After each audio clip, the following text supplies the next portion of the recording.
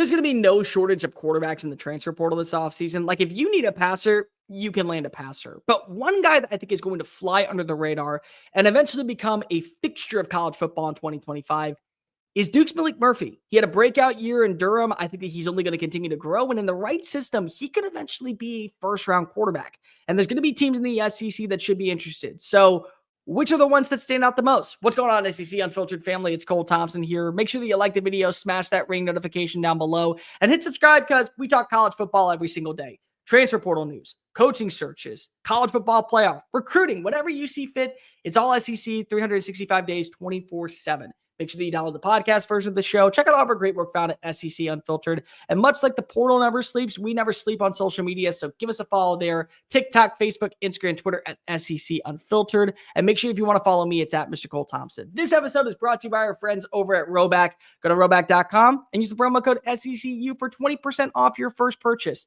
All joggers, polos, hoodies, shorts, really whatever you see fit this holiday season to give somebody in your life, do so at RHOBACK.com. Use the promo code SECU for 20% off your first purchase.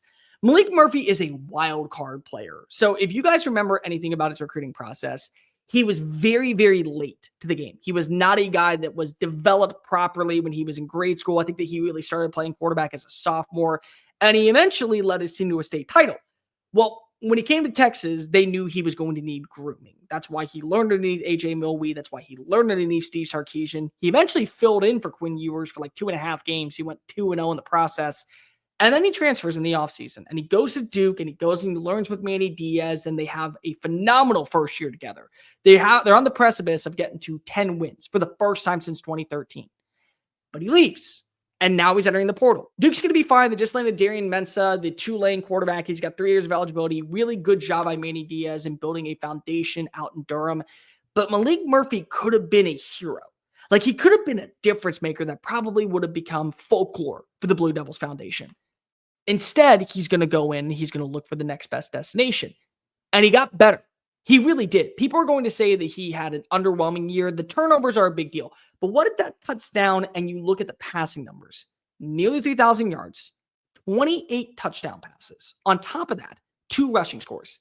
That's a lot to like in a guy. So where are some teams that fit? Naturally, he's going to visit Miami. According to reports, there's rumor that he may go out back home to California and join forces with Lincoln Riley at USC.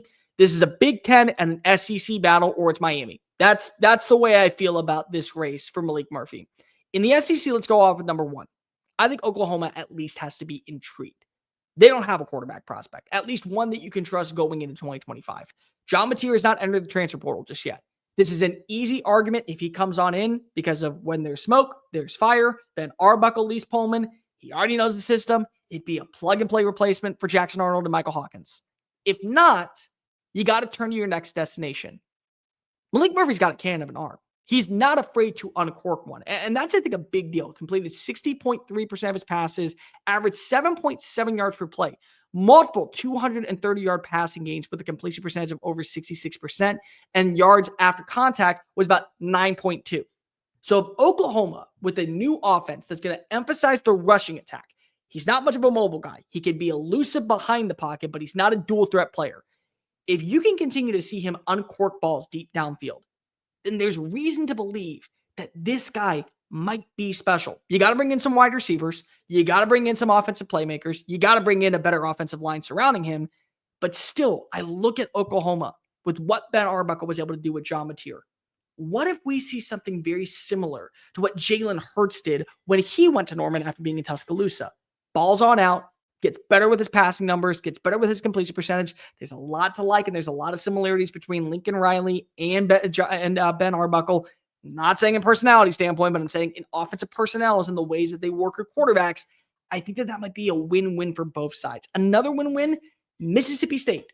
So there's a conversation that with Michael Van Buren going into the portal, they're going to bring in Jackson Arnold, the guy that just left Norman. And it would make sense. That was their offensive coordinator. Jeff Lebby knows him. He recruited him to Norman.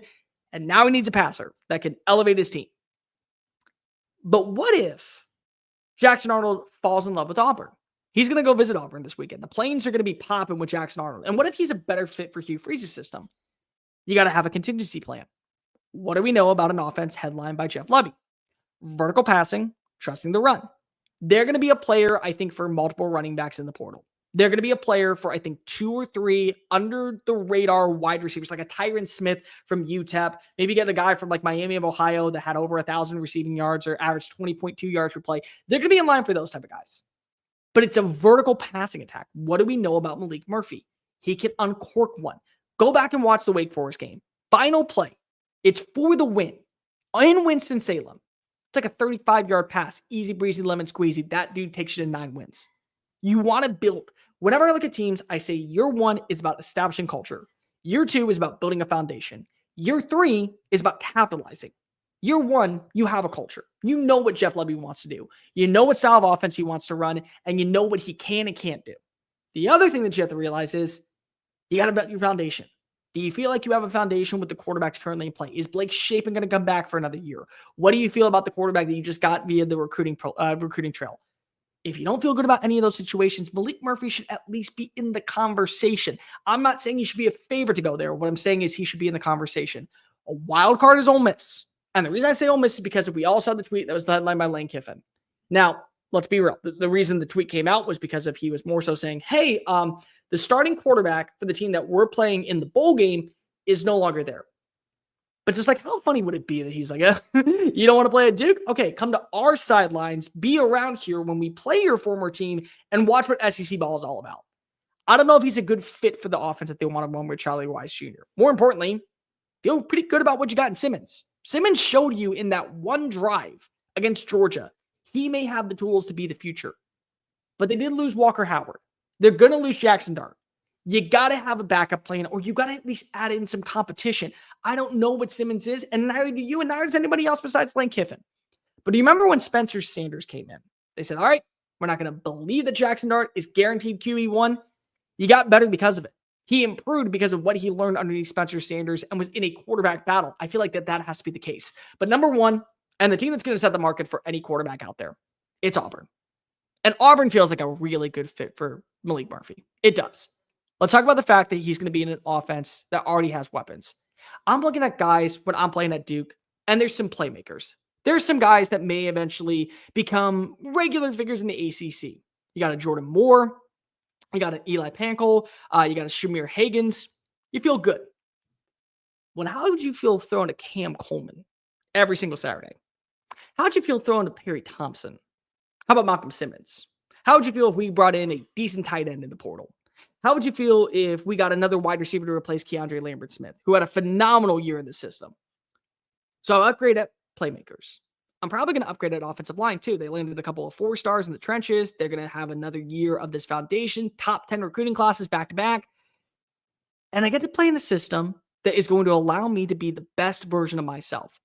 Auburn's got to get the quarterback. In fact, like if you look right now, they got Deuce Knight. That's the guy that you're banking on when you're talking about Hugh Freeze's future out in the Plains.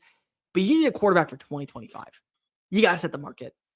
If Malik Murphy hits, if Malik Murphy ends up being the difference maker that I think he can, with the personnel, with the weapons, with the consistency of the passing attack that you want to run, with the ability to trust your ground game behind him, and now you're playing in close calls against Texas A&M, and you're playing in close calls against Missouri, that's going to hit a lot of reset buttons in the offseason.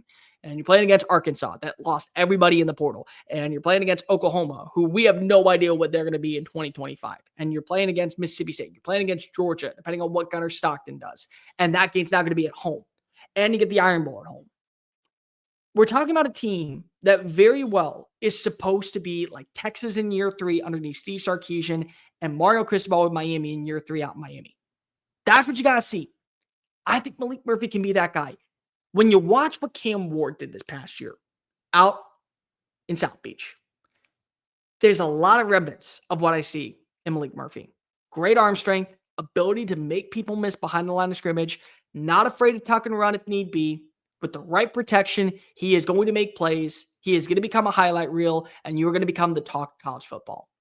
If I am Hugh Freeze and I get my pick at quarterback of all the names that are currently out there, Malik Murphy is the number one option. And I'm making sure that he turns me down before I actually let him leave the building. But let me know in the comment section down below. Where do you think Malik Murphy should go? Where do you think Malik Murphy best fits? Like, rate, review, subscribe. Make sure that you're following us on all the social channels, TikTok, Facebook, Instagram, Twitter at SEC Unfiltered. Follow me at Mr. Cole Thompson and check out all of our great work found at secunfiltered.com. Until next time, folks, I am Cole Thompson. Peace.